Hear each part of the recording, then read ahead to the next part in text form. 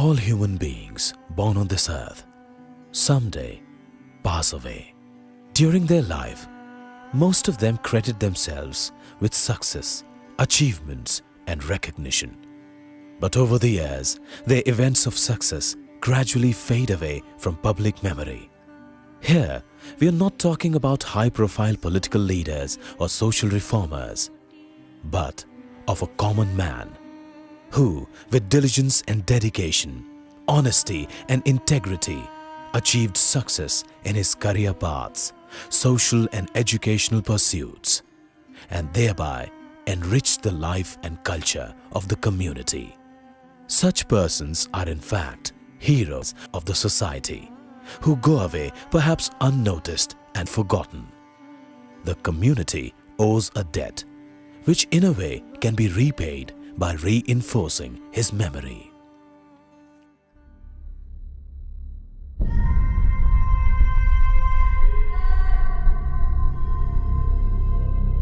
हमको मिटा सके ये जमाने में दम नहीं, हमसे है जमाना, जमाने से हम नहीं। इन अल्फाजों को सुनने पर एक व्यक्ति की छवि सामने आती है।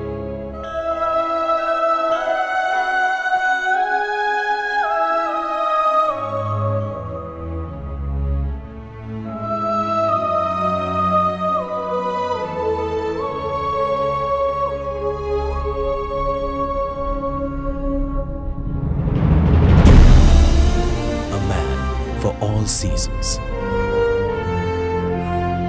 A mentor, a pathbreaker, a leader. Someone who reflected honesty, a sublime love for society, a willingness to serve and help others, a friend, philosopher, and guide to all. Embodying the silent quality of leadership. A painstaking worker, a karma yogi in the true sense. Someone who personified the saying, Karmanye Vadhikaraste.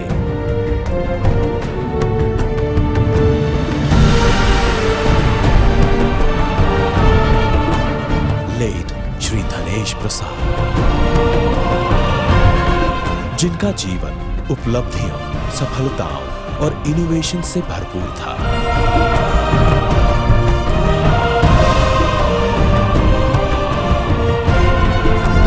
अपने college के दिनों से ही धनेश बाबू बहुत सक्रिय थे। देशभक्ति की भावना से लबरेज इनकी दोस्ती हुई श्याम बर्तवार से, जो कि भगत सिंह के साथी थे और ये हिंदी पत्रिका चिंगारी के संपादन का हिस्सा बन गए, जिसका काम नौजवानों को अपने देश के लिए लड़ने को प्रेरित करना था। मदन मोहन मालवीय से प्रेरित होकर इन्होंने गया में डिग्री कॉलेज खोलने की सोची, पर इसके पीछे एक कहानी थी। धनेश बाबू सप्लाई डिपार्टमेंट में अफसर थे। शहर के प्रभावशाली लोग गया कॉलेज का नाम ब्रिटिशर वॉल्स के नाम पर रखना चाहते थे। धनेश बाबू इस बात के खिलाफ थे, क्योंकि वॉल्स ने हिंदुस्तानियों पर गोलियां चलाई थी। वो इस बात पर अड़े रहे और अपने मकसद में कामयाब हुए, पर अपनी नौकरी से हाथ धोना पड़ा। अलग अलग विचारधाराओं में पटे लोगों को एकजुट करके और मजबूत इरादों के साथ गया कॉलेज की शुरुआत हुई। धनेश बाबू सचिव नियुक्त हुए। कदम कदम बढ़ाए जा, खुशी के गीत गाए जा, ये जिंदगी है कौम की, तू कौम पे लुटाए जा। कदम कदम बढ़ाए जा, खुशी के गीत गाए जा, ये जिंदगी है कौम की, तू कौम पे लुटाए जा।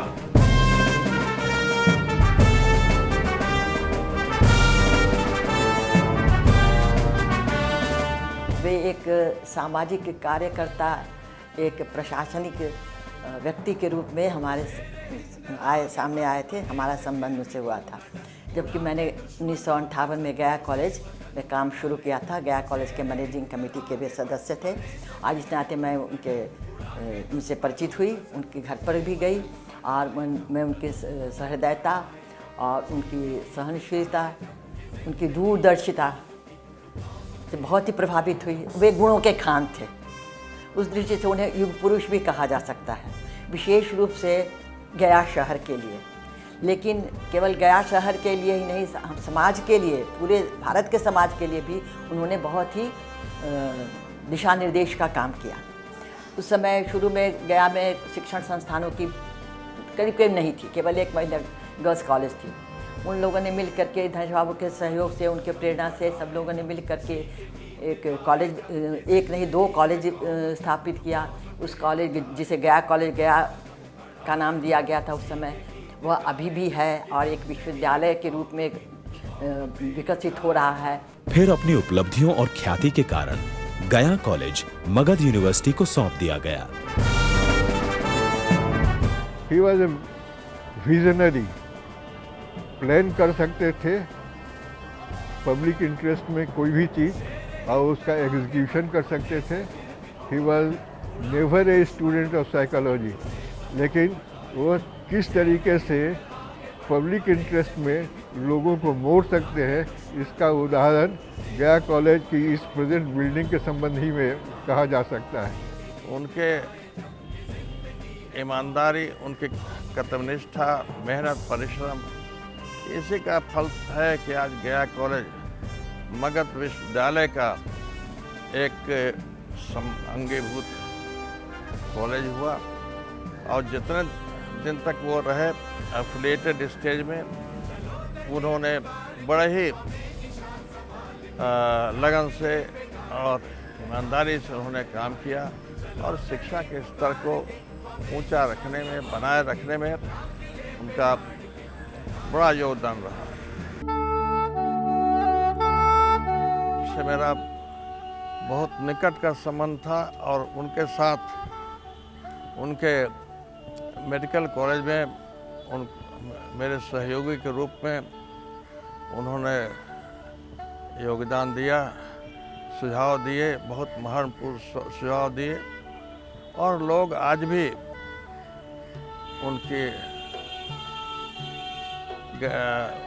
उन्हें आज भी नहीं भुला पाए हैं, आज भी उन्हें स्मरण करते हैं।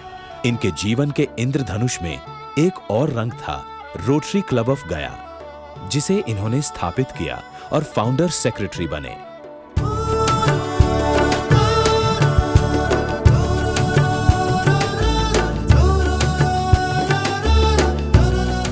रोटरी में जहाँ तक संभव हुआ, हम लोगों का कॉपरेशन बराबर रहा उनके साथ। जो आज जो आप रोटरी का स्वरूप देख रहे हैं, वो उसमें मैं कहूँगा कि 99% कंट्रीब्यूशन धनेश बाबू का है। धनेश बाबू में एक बहुत बड़ी खूबी थी कि जिस चीज़ को वो सोच लेते थे कि हमको करना है, उसमें वो सक्सेसफुल जरूर होते थे। उनमें एक ऐसी कैपेसिटी थी कि जो लोगों को मोह लेता था और जो भी इनका स्कीम होता था उसको उसमें उनको इम्प्लीमेंट करने में मदद की जाती। उसके बाद इन्होंने गया रोटरी चैरिटेबल ट्रस्ट को स्थापित किया, जिसका उद्देश्य था समाज की जरूरतों जैसे स्कॉलरशिप स्कीम्स, आई हॉस्पिटल और गेस्ट हाउस को पूरा करना। बर्नार्ड शॉ ने कहा था, it is difficult to believe that such a man in flesh and burn walk the surface of this earth. यही चीज़ धनेश बाबू के लिए भी कहना स्वाभाविक है। अपने विचार के दृढ़ भी थे, लेकिन दूसरे की गलतियों को क्षमा करने में भी उनको देरी नहीं लगती थी। उनकी सोच बहुत दूर की थी और समाज के लिए जो उन्होंने सोचा वो एक माली की तरह से था।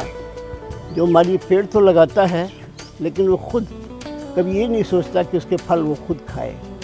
फल, उसके लगाए हुए फल लोग दूसरे खाते हैं, जैसे उनके लगाए हुए पौधों का फ़ायदा हम लोग आज लगा रहे हैं, ले रहे हैं और उस अद्भुत चीज़ को आनंद ले रहे हैं। उनकी नज़रों में औरतों की बहुत इज्जत थी और वो हर को चाहते थे कि आगे से बढ़ के काम करें। इसलिए उनकी ये जो उन्होंने जो एक भावना प्रदान की, औरतों की इज्जत करना और उन्हें आगे बढ़ा के काम करने की, ये जो उनके अंदर की जो इच्छा थी या जो उन्होंने जो किया वो आज भी रोटरी क्लब ऑफ गया में है, जहाँ पर आप देखिएगा कि वहाँ की एनीज काफ़ी बढ़ कर के कार्य करती हैं और उसमें काफ़ी उनका अच्छा योगदान रहता है। इसका हम एक श्रेय वहाँ ये भी देंगे कि चाचा जी ने ये भावना उस समय दी, तो आज वो कैरी ऑन हो रही है। इन्हें रोटरी इंटरनेशनल डिस्ट्रिक्ट 325 के डिस्ट्रिक्ट गवर्नर के रूप में भी चुना गया।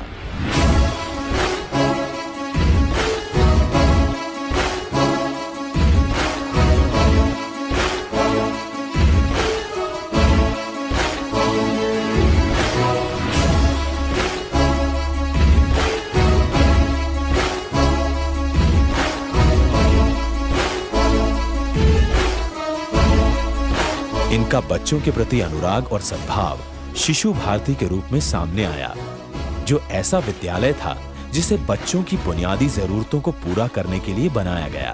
उन्होंने कहा कि गया में एक अच्छा स्कूल नहीं खुल सका और रोटरी क्लब के माध्यम से जो शिशु भारती स्कूल चलाया जाता था उसे जून जुलाई में वो डीएवी को हैंडओवर कर दिया गया।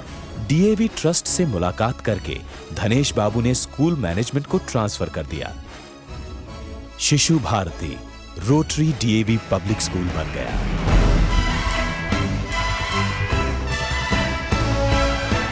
इस तरह के जो उच्च कोटि के जो लोग होते हैं, महान लोग होते हैं, उनकी एक तरह से वो इतिहास बनाते हैं।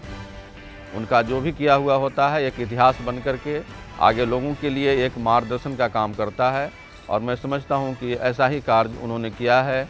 टैलेंट बहुत लोगों के पास होती है, लेकिन आगे वही बढ़ता है जिसके पास कैरेक्टर।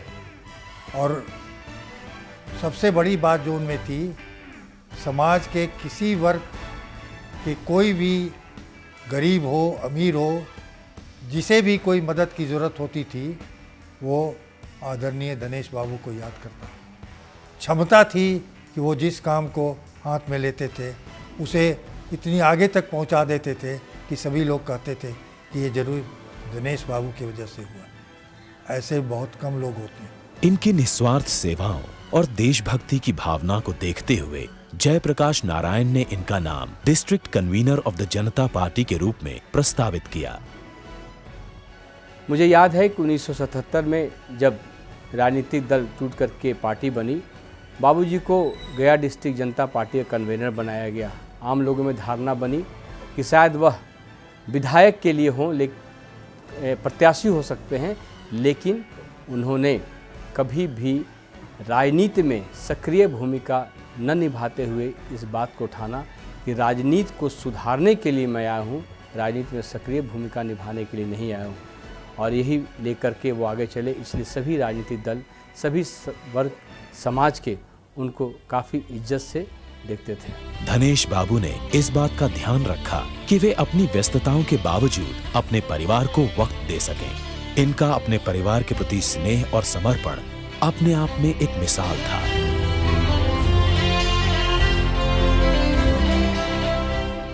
हर इंसान के लिए उसके माता पिता का जीवन में बहुत अहम स्थान रहता है। उन्होंने जो हमें शिक्षा दी, बचपन में जो उनसे हमने सीखा, उसको हमने जीवन में आत्मसात किया। वे हमेशा कहा करते थे, ईश्वर की सच्ची पूजा वही है, गरीब को भोजन दो और नंगों को कपड़ा दो, अशिक्षित को शिक्षा दो। सबसे बड़ी ईश्वर की पूजा यही है और समाज की सच्ची सेवा यही है।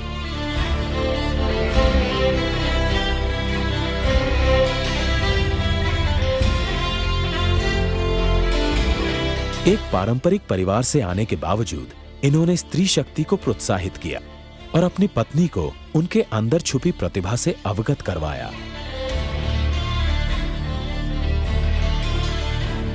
अनुशासन प्रियता, कर्तव्य पालनता और साथ ही साथ ईमानदारी के गुण जो उन्होंने सिखाए, वो आज उसका महत्व हम सबों को मालूम हो रहा है। एक बात जो सबसे बड़ी बात उनके जहन में हमेशा रहती थी और हम लोगों को बताया करते थे कि किसी के लिए अगर कोई कार्य करो तो उसके बदले में उसके लौटने की या उससे उम्मीद मत करो, सेवा की भावना से काम कर दो। और उसमें एक पंक्ति जो अभी याद आती है कि नेकी कर दरिया में डाल, ये उनका बड़ा प्रिय वाक्य था। A self-disciplined man as a administrator, as a guardian. वे कहा करते थे there is no substitute for hard work. एक बात और ही वो कहते थे, keep major attention on minor details. छोटी छोटी बातों पर किसी भी काम में छोटी छोटी बातों पर ज़्यादा ध्यान देना चाहिए। इन्हीं के बताए हुए रास्तों पर चलकर हम लोग अपने जीवन को सफलीभूत करने की कोशिश कर रहे हैं। नाना बहुत अधिक उनके साथ रहने के साथ कारण मैं बहुत अटैच थी उनके साथ, बहुत मानते थे। तो दिल के बहुत ज़्यादा साफ थे, जिसके कभी गुस्सा, जब नाना हम लोग पे कभी गुस्सा करते थे तो कभी तो अंदर से बहुत गुस्सा आता था, लेकिन गुस्सा से जब मैं कभी खाना नहीं खाती थी या कभी कुछ, तो वो बुलाकर हम लोग को मनाते भी थे और बहुत प्यार दुलार भी करते थे। इतना ज़्यादा प्यार दुलार करते थे कि मेरा जो संबंध उनके साथ था, मैं उनके इतने आदर करती थी कि उनके संबंध को मैं शब्दों में व्यक्त, कितना भी बोलूँ लेकिन शब्दों में मैं व्यक्त नहीं कर सकती। बहुत ही एक कर्मयोगी पिता थे, परिवार का भी बहुत सुख चाहते थे कि सब कोई को बहुत मदद करें। और मेरी शादी में उनको बहुत कठिनाई हुई, और जब शादी हुई एक जुडिशियल अफसर से तो बहुत ही खुश हुए। हमेशा हम लोग को हेल्प करते रहे, जहाँ तक हो सके हमारे बच्चे खुश रहें। जब अपने बेटे को मैं पढ़ने के लिए यहाँ पर छोड़ा तो उन्होंने यही बोला कि तुम बेटा को रखना है तो तुम भी यहाँ पर रहो, और वे हमारे बेटे को बहुत ध्यान देते थे, बहुत केयर करते थे। आज तो माता पिता की बहुत याद आती है हमेशा, हर मोड़ पर, हर समय, रहें या ना रहें, उनके लिए यादें हमेशा बनी रहती है। वो हम लोग सभी में भरे हुए हैं और इतने अच्छे संस्कार हम लोग को दिए। जिस समय मुझे याद, जब मैं MBBS की और उनके पास गई तो उन्होंने कहा कि देखो बेटा, सब करना लेकिन कभी भी गलत काम नहीं करना। पैसा भले ही कम मिले लेकिन गलत काम से कभी भी पैसा नहीं कमाना। ये मुझे हमेशा याद है, इसलिए मैंने कभी भी गलत काम अभी तक तो मैं नहीं की हूँ। उस ज़माने में भी बहुत कम ही लोग लड़कियों को पढ़ाते थे, जल्दी शादी करते, लेकिन हमारे टाइम में उन्होंने कहा कि नहीं, जब तक इसका MBBS नहीं पूरा जाए तब तक मैं इसकी शादी नहीं करूँगी, इसको मैं नहीं करूँगा, मैं इसको पहले पढ़ने के बाद ही करूँगा। बहुत से लोगों ने कहा कि जल्दी से शादी कर दी, लेकिन उन्होंने ये नहीं किया। उन्होंने कहा नहीं, जब तक शिक्षा नहीं पूरी आती तब तक मैं इसकी शादी नहीं करूँगा।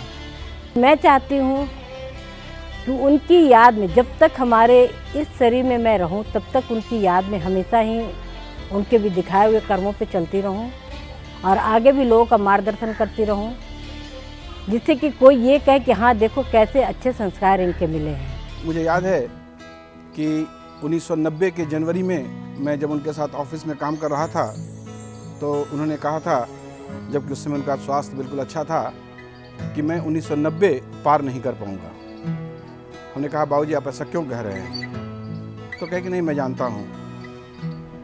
प्रोफेशन में आने के लिए उन्होंने मुझे प्रेरित किया और आज जिस स्तर तक मैं कर रहा हूँ कार्य, मुझे ऐसा लगता है कि अगर मैं प्रोफेशन में नहीं आता तो शायद मेरी यह लाइफ की सबसे बड़ी भूल होती। और प्रोफेशन में जिन्होंने मुझे कहा था कि ऑनेस्टी और एक मेरिट के साथ काम करना, प्रिंसिपल्स मेंटेन करना, लाइफ में कभी कोई दिक्कत नहीं होगी। उनकी इस भावनाओं को आज भी मैं कदर करता हूँ और प्रयास करता हूँ कि उसी उनके बताए हुए जो रास्ते हैं, जो उनके डायरेक्शंस हैं, गाइडलाइंस हैं, उसी के तहत प्रोफेशन एथिक्स मेंटेन करते हुए कार्य करता रहूं। और एक सबसे बड़ी बात उन्होंने कहा था कि मैंने कभी किसी का बुरा नहीं किया है और हमारे बच्चों को कभी तकलीफ़ नहीं होती, और ये बात बहुत ही सार्थक है।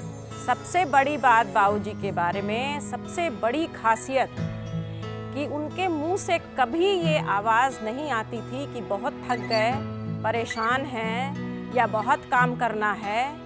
ये उनकी सबसे बड़ी खासियत है, और जो कि हम किसी में नहीं देखते हैं। हम लोग भी इतना काम करते हैं, परेशान हो जाते हैं और तुरंत कहते हैं कि थक गए थक गए थक गए, लेकिन ये बाबूजी के लफ्ज़ से कभी नहीं निकलता था कि बहुत थक गए हैं, बहुत काम करना है या बहुत परेशान हैं, क्या करें, कैसे करें। और हम सोचते हैं ये चीज़ अगर हम लोग अपने आप में ले आएँ तो सबसे बड़ी उनके लिए श्रद्धांजलि होगी। जैसा उनको हम लोग देख के बड़े हुए हैं, क्योंकि बचपन में 3 साल उनके साथ रहने का मौका मिला और काफ़ी इंस्पायरिंग लाइफ था उनका।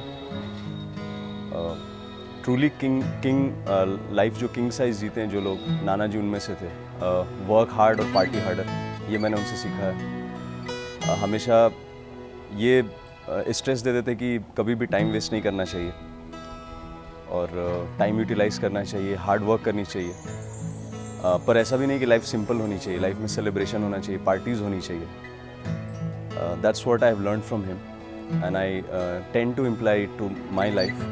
जब बेटी का मेरा जन्म होने वाला था तो वो बहुत ज़्यादा खुश थे और उसके लिए हमको क्या चाहिए क्या नहीं दीदी से बोलते थे कि तुम उसका केयर करना, क्योंकि अब तुम ही हो जो कि उसको देख सकती हो।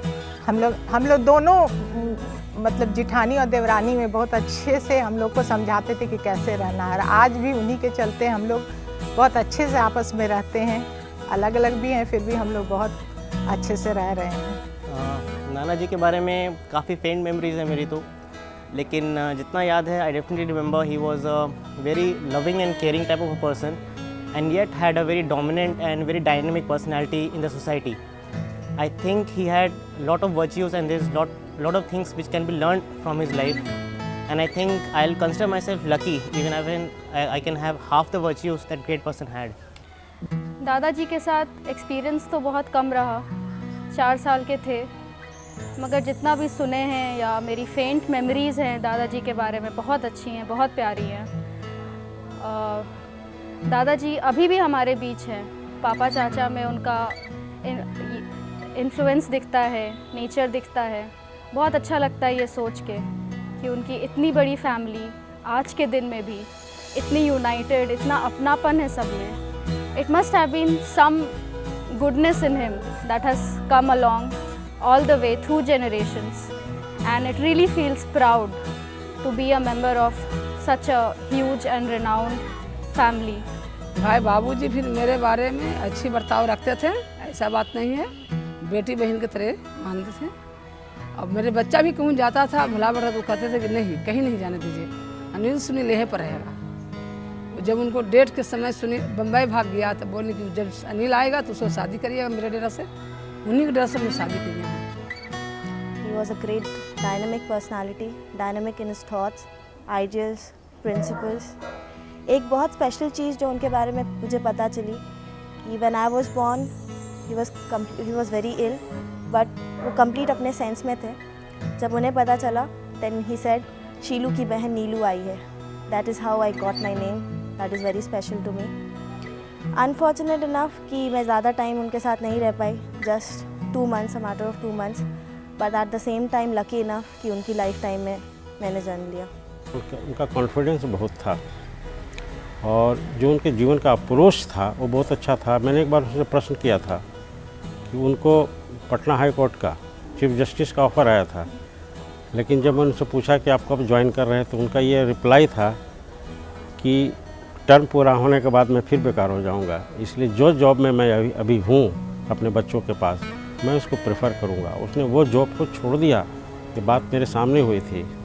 इसलिए उनके लाइफ से उनके अचीवमेंट से मैं बहुत ही प्रभावित रहा। उनके लाइफ टाइम उनकी डेथ के जस्ट 4 इयर्स बाद मेरा जन्म हुआ, बट स्टिल उनकी बातें अभी भी इतनी इंस्पायर करती है। उनके लाइफ टाइम में हम नहीं थे, बट स्टिल पापा लोग जिस तरह से बताते हैं उनके बारे में, it's a great inspiration. And I always feel कि कभी ना कभी फ्यूचर में व्हेनेवर कुछ जब I get in my life, I feel मैं इसको सबसे बड़ा श्रेय अगर किसी को दूंगी तो वो अपने दादाजी को दूंगी, क्योंकि उनके क्वालिटीज़ हम फील करते हैं मेरे में बहुत वेल इनकलकेटेड है।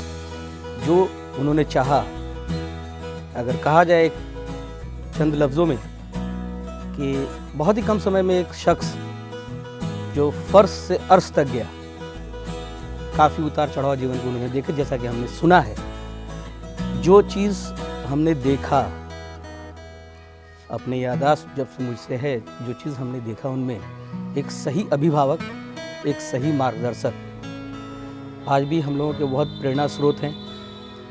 एक सही समाज सेवी अगर कहा जाए, पहले कुछ बातें तो ये ज़रूर लगती थी कि उनका स्वभाव इतना स्ट्रिक्ट था कि शुरू में ऐसा लगता था कि हम लोगों पर बहुत ज़्यादा दबाव पड़ रहा है, लेकिन अब ये बात समझ में आती है कि सचमुच जो उन्होंने हमें अनुशासन की बातें बताई या जो हमें उन लोगों ने मार्गदर्शन उन्होंने दिया, उनके यही स्ट्रिक्ट गार्जियनशिप का एक प्रतिफल है कि हमारे जो भी हमारे मामा हैं, हम लोग भाई बहन हैं, उनके बताए हुए रास्ते पर जो भी उन्होंने हम लोगों को गाइडलाइंस दिए, आज हम लोग उसी पर चलकर उनके जैसा शख्सियत बनना तो लगभग असंभव है, लेकिन हम लोग कोशिश कर रहे हैं कि कहीं ना कहीं उनके किसी भी छवि को अगर अपने दिल में उतार पाए, अपने जीवन में उतार पाए, यही हम लोगों के जीवन की सफलता होगी। उस समय ईमेल और सोशल नेटवर्किंग का ज़माना नहीं था। हम लोग जब कम्युनिकेट करना होता था तो चिट्ठियों से कम्युनिकेट करते थे, नाना नानी से या फिर बाबा दादी से। एक इंसिडेंट जो मुझे याद है, जो मैंने अपना प्री बोर्ड्स एग्ज़ाम दिया था और उस समय मैंने नाना को चिट्ठी लिखा कि नाना मेरा एग्ज़ाम ठीक ही हुआ है। तो उसके बाद उनकी चिट्ठी आई हमारे पास वापस, जिसमें उन्होंने लिखा कि ठीक ही से काम नहीं चलेगा, अच्छा करो। इसके बाद उनसे मुलाकात हुई हमारी जब वो उनकी तबीयत बहुत ख़राब थी और he was almost bedridden. We met him, we came to meet him for one day.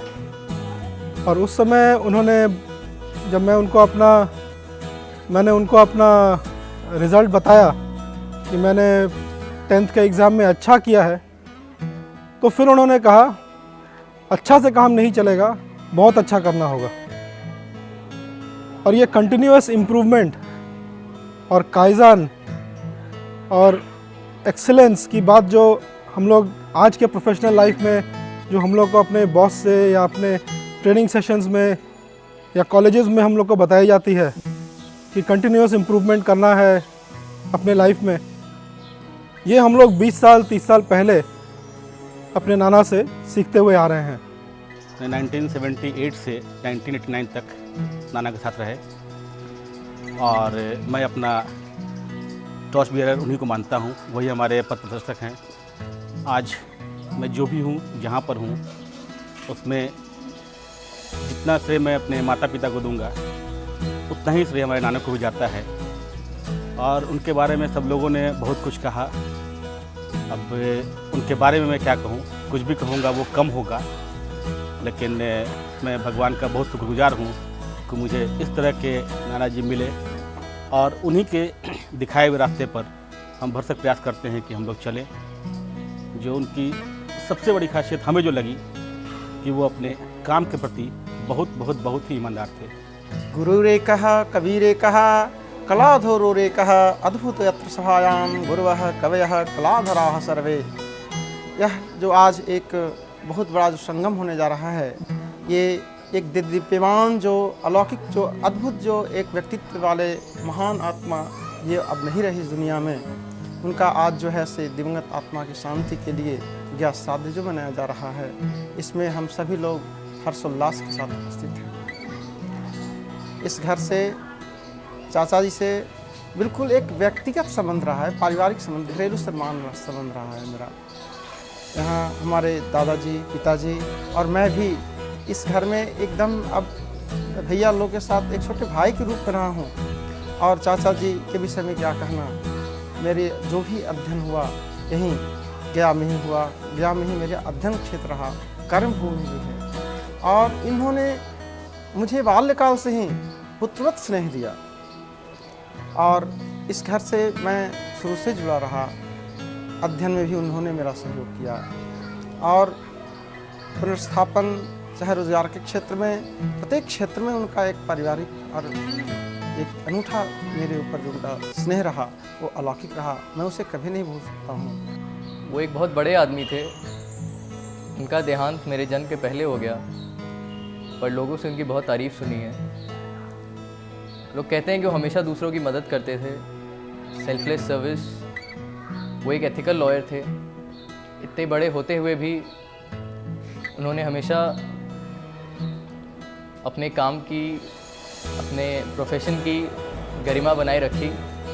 Law जैसे प्रोफेशन में ऑनेस्टली काम करना और एक एथिकल लॉयर होना बहुत मुश्किल बात है। और मैं उनके जैसा महान तो नहीं बन सकता, बट बस कोशिश कर सकता हूँ कि उनके कुछ करीब पहुँच सकूँ। आज के ज़माने में एक एथिकल लॉयर बनना बहुत मुश्किल काम है, बट उनसे मिल तो नहीं पाया। बहुत तमन्ना थी कि उनसे मिल पाऊँ, बट वो अगर आज मुझे देखें या आज से 5 साल बाद या जब भी मुझे एज अ लॉयर देखें, तो उन्हें मुझसे क्या उम्मीदें रहेंगी। और उम्मीद करता हूँ कि उनकी महत्वाकांक्षाओं पर मैं खरा उतरूँ। उनके आशीर्वाद से ही हम लोग आगे बढ़े हैं और अभी तक अच्छे से हैं। सब पूरे परिवार हम लोग सभी अच्छे से हैं। सब दिनों दिन उन्नति और तरक्की कर रहे हैं और उनके प्रति सच्ची श्रद्धांजलि यही होगी कि उनके बताए मार्ग पर हम लोग हमेशा चलते रहें और हम लोग चलते रहे और हम लोग आगे के पीढ़ियों को प्रेरित करते रहेंगे कि वो लोग उनके मार्ग पे चलो, उनके मार्गदर्शन करो, तुम लोग हमेशा आगे बढ़ोगे। एक लॉयर, एक एजुकेशनिस्ट, सोशल वर्कर और इनोवेटर, वो जो कम बोलकर भी प्रभावित करता है, वो जिसके पास दृष्टि थी और था एक लक्ष्य, वो जो समय से आगे था, वो जिसने अपने से ज्यादा दूसरों की फिक्र की, वो जिसकी उपलब्धियां हैरान कर देने वाली हैं। क्या ये एक जीवन में संभव है? आज धनेश बाबू शारीरिक रूप से हमारे साथ नहीं है, पर 21 साल बाद भी वो हमें याद दिलाते रहते हैं उसूलों की, मर्यादा की और देने की भावना की। एक ऐसी शख्सियत जो हमें और आने वाली जनरेशन को प्रेरणा देती रहे।